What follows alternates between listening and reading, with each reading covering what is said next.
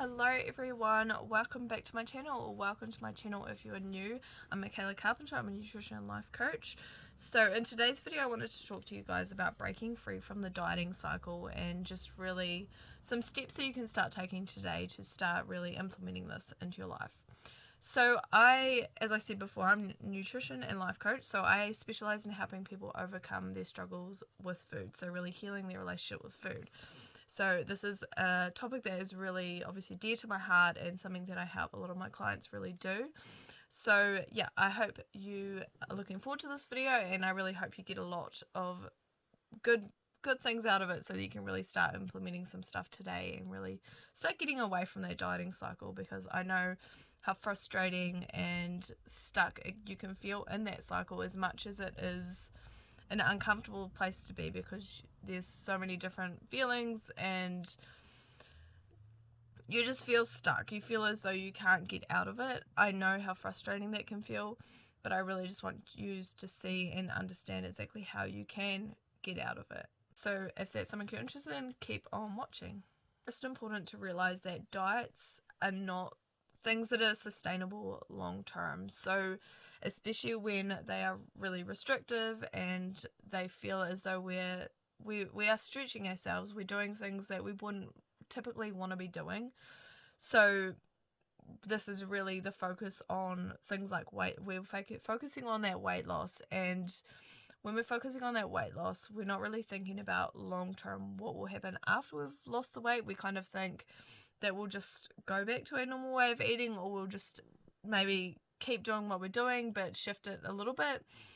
But it really doesn't set us up for long-term healthy habits that are going to really feel really good for us and make us want to keep doing them. So it's really important to realize that dieting is basically, it doesn't set us up for success. It sets us up for the cycle basically of yo-yo dieting. So being able to recognize this is really important, and understand that you're not alone, because these diets do cause this, and not blaming ourselves for that, because we've obviously just fallen into the trap of the dieting cycles, and a lot of people have, unfortunately. So dieting really doesn't focusing on creating those healthy lifelong habits, addressing those underlying issues that had caused you to get to the place where you were in your relationship with food to begin with, and they kind of ignore those really important things. So that is really important to recognize, that the dieting basically is really setting you up to not be able to maintain it. So don't feel ashamed or as though it's you that's the issue. It is the diets that are causing you to really get stuck in that cycle. So the second point that I want to make is being able to shift your focus towards a health orientated focus rather than the scale, basically. So rather than focusing on being able to lose a certain amount of weight or reach a certain target, it's really important to be able to shift towards focusing on how you're taking care of your body, how you're nourishing your body, and to be able to even get to that place in itself, to really truly be wanting to just focusing on nourishing your body. It's important to address and understand and believe that you are worthy of feeling really good and worthy of having that as your goal, rather than just weight loss, because a lot of the time it goes deeper than even this level. It goes to the point where you don't feel worthy of solely just taking care of your body and being taken care of, being nourished. So I think it's really important to even just do a journal on that. Get really curious about what's going on there. What is your focus? Does it feel good focusing on taking care of your body, nourishing your body? Does it feel like something that you can do, you can shift towards? And if not, why not? Really important to be able to shift towards that, especially if we're wanting to get away from the dieting. So the third thing is to embrace intuitive eating. So really shifting away from having set times and amounts of food that we're eating towards listening to our body. So being able to see when we are actually hungry and when we are starting to feel full.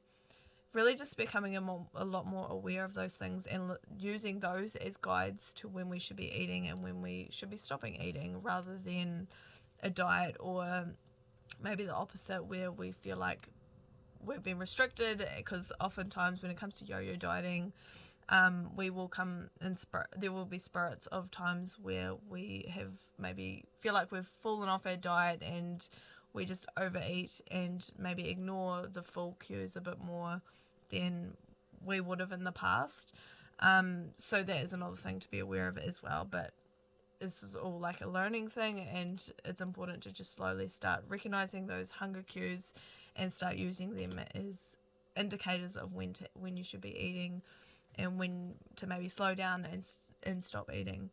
So yeah, that is the third thing that I wanted to give you guys. So the fourth thing is kind of similar in terms of the previous one. So really focus on mindful eating. So really slowing down when we're eating and being present when we are having a meal.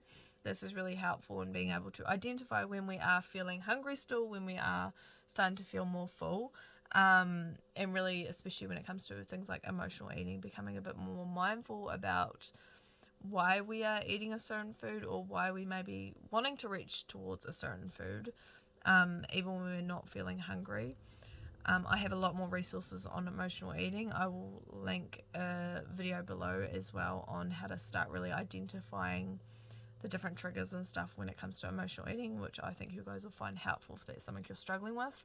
But yeah, mindful eating is really important to be able to just slow down and start listening to our bodies a bit more. So the next one is to set realistic and sustainable goals.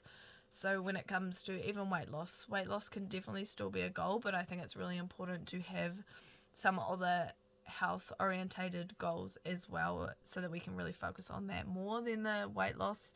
And weight loss can kind of come as a bonus, because when we focus too much on weight loss, that's when we kind of see ourselves going towards foods that are maybe lower in calories, or trying different diets to lose the weight instead of really focusing on that nourishment part.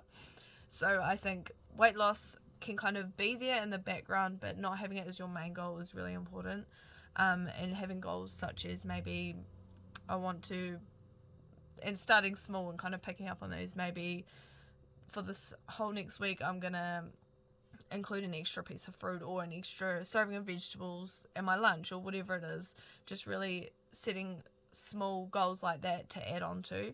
And maybe you could have a goal that's like, in a couple of months I have changed the way maybe my meals are looking, maybe I'm having a lot more fruits and vegetables, getting specific about that, but also making it manageable and feel really good, and also having goals around how we feel about ourselves, how we feel about our relationship with food. So yeah, that is really important, just setting goals that really do align with where we want to be, not setting goals that really set us up to basically we don't have a choice, we have to go on a diet to be able to achieve them, not doing that to ourselves. Instead, focusing on goals that are going to cause us to want to take action, that's going to shift towards taking care of our bodies as our main goal and our main focus, rather than things like weight loss or having a certain diet by a certain time.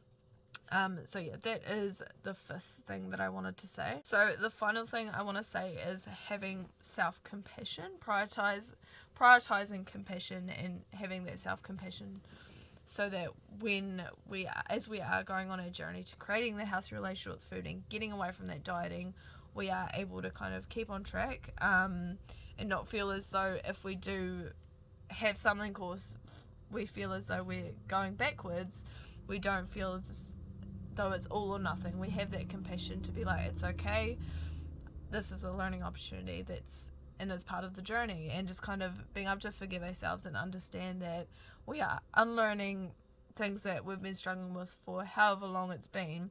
It's going to take time, and that's okay. We want it to feel good. So yeah, that's really important, is really prioritizing that self-compassion and being kind to ourselves. I think we really underestimate how important that is, especially when it comes to things like overcoming dieting, getting out of the dieting cycle. It's a huge part of it, because oftentimes we find ourselves trapped in the dieting cycle because we are kind of lacking that compassion towards ourselves. We haven't been focusing on that enough. So yeah, that is really important. being able to break free from the yo-yo dieting, the dieting cycle is really a very powerful thing to be able to do, and it's something that once you do it, you'll see that your relationship with food can feel good, it can feel easy, you can feel at peace around food, but it is a journey and it does take time to be able to do these things. So I hope you found this video helpful. Let me know in the comments below if you have any questions or what things you would like to focus on. I would love to hear it. Yeah, and that is all I have for you guys for today. I post videos weekly, so make sure you subscribe if you want to make sure you don't miss any, and I will see you guys next week.